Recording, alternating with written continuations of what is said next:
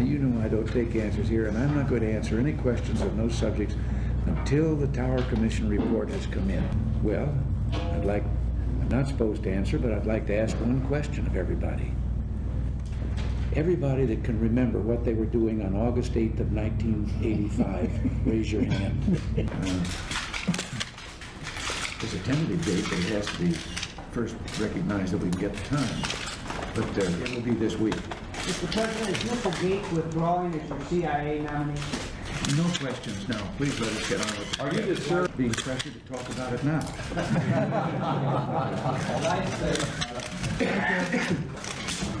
Can't blame much for trying. Chris, the only thing I know about major shipments of arms, as I've said, everything that we sold them could be put in one cargo plane and there would be plenty of room left over. Now, if there were major shipments, and we know this has been going on, there have been other countries that have been dealing in arms with Iran. There have been also private merchants of such things that have been doing the same thing. Now, I've seen the stories about a Danish tramp steamer and Danish Sailors Union officials talking about their ships taking various supplies to Iran. I didn't know anything about that till I saw the press on it, because we certainly never had any contact with anything of the kind. And so there's, it's just that we did something for a particular mission. There was a risk entailed, and Iran held no hostages. Iran did not kidnap anyone, to our knowledge, and the fact that part of the operation was that we knew, however, that the kidnappers of our hostages did have some kind of relationship in which Iran could at times influence them, not always, but could influence them, and so 3 of our hostages came home. No, because I don't see where the kidnappers or the hostage holders gained anything. They didn't get anything. They let the hostages go. Now, whatever is the pressure that brought that about, I'm just grateful to it for the fact that we got them. As a matter of fact, if there had not been so much publicity, we would have had 2 more that we were expecting. And as I say, the so-called violation did not in any way alter the balance, military balance between the 2 countries. But what we were aiming for, I think, made it worthwhile. And this was a waiver of our own embargo. The embargo still stays now and for the future. But the causes that I outlined here in my opening statement, first of all, to try and establish a relationship with a country that is of great strategic importance to peace and everything else in the Middle East. At the same time also to strike a blow against terrorism and to get our hostages back, as we did, and to this particular thing was, we felt necessary, relations with us, and there was a 4th item also, as I pointed out. Sir, if Well, I imagine I'm the only one around who wants to repair it, and I didn't have anything to do with damaging it. Bill, everything you've said here is based on a supposition that is false. We did not condone and do not condone the shipment of arms from other countries. And as to what was the other point that you made here? The anti-tank missiles. Oh, sir. no, about that it didn't. No, that it didn't violate the, or that it did violate the law.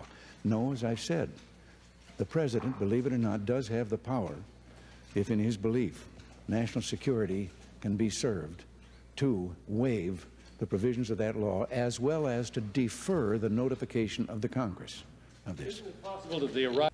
This is a purely defensive weapon. It is a shoulder-carried weapon, and we don't think that in this defensive thing we didn't add to any offensive power on the part of Iran.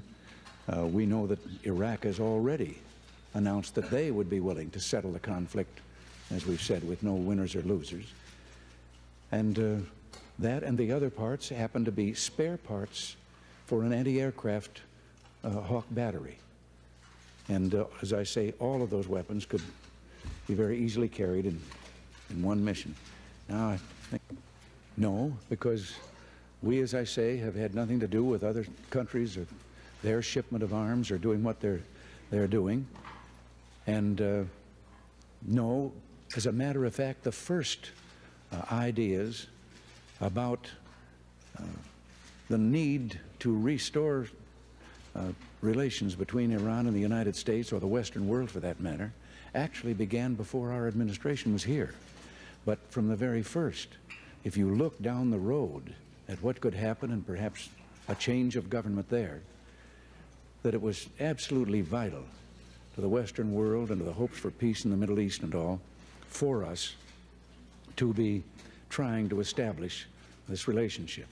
And we worked, we started about 18 months ago, really, as we began to find out some individuals that it might be possible for us to deal with, and who also were looking at the probability of a further accident. Trudy? So far, we've had 4 investigations by the Justice Department, the Tower Board, the Independent Counsel, and the Congress. I requested 3 of those investigations, and I endorsed and cooperated fully with the 4th, the congressional hearings, supplying over 250,000 pages of White House documents, including parts of my own private diaries. Once I realized I hadn't been fully informed, I sought to find the answers. Some of the answers I don't like. As the Tower Board reported, and as I said last March, our original initiative rapidly got all tangled up in the sale of arms, and the sale of arms got tangled up with hostages. Secretary Shultz and Secretary Weinberger both predicted that the American people would immediately assume this whole plan was an arms for hostages deal and nothing more. Well, unfortunately, their predictions were right. As I said to you in March, I let my preoccupation with the hostages intrude into areas where it didn't belong. The image, the reality of Americans in chains, deprived of their freedom and families so far from home, burdened my thoughts, and this was a mistake. My fellow Americans, I've thought long and often about how to explain to you what I intended to accomplish, but I respect you too much to make excuses. The fact of the matter is that there's nothing I can say that will make the situation right.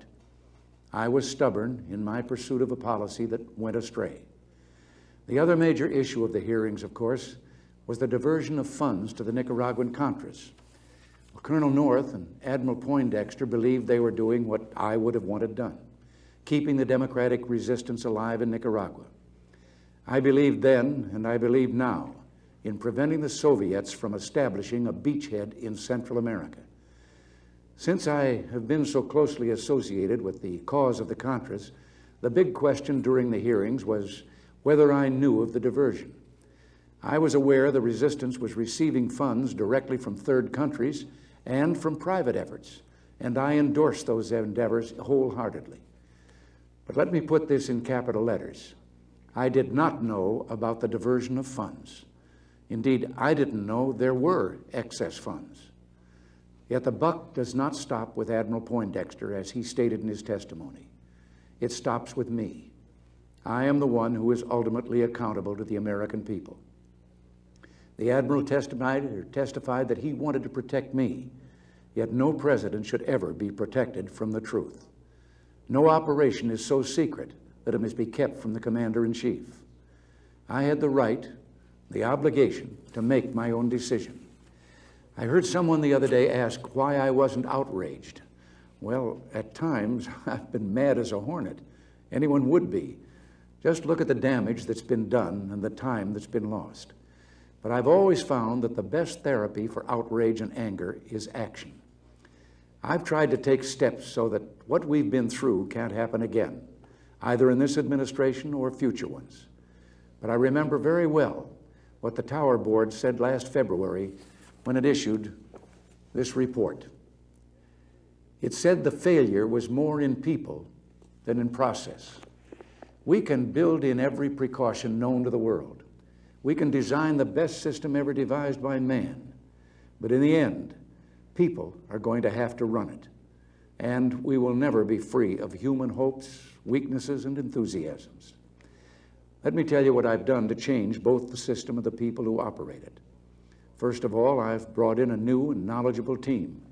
I have a new national security advisor, a new director of the CIA, a new chief of staff here at the White House. And I've told them that I must be informed and informed fully. In addition, I adopted the Tower Board's model of how the NSC process and staff should work, and I prohibited any operational role by the NSC staff in covert activities. The report I ordered reviewing our nation's covert operations has been completed. There were no surprises. Some operations were continued and some were eliminated because they'd outlived their usefulness. I am also adopting new, tighter procedures on consulting with and notifying the Congress on future covert action findings. We will still pursue covert operations when appropriate, but each operation must be legal and it must meet a specific policy objective. The problem goes deeper, however, than policies and personnel. Probably the biggest lesson we can draw from the hearings is that the executive and legislative branches of government need to regain trust in each other. We've seen the results of that mistrust in the form of lies, leaks, divisions, and mistakes. We need to find a way to cooperate while realizing foreign policy can't be run by committee. And I believe there's now the growing sense that we can accomplish more by cooperating. And in the end, this may be the eventual blessing in disguise to come out of the Iran-Contra mess.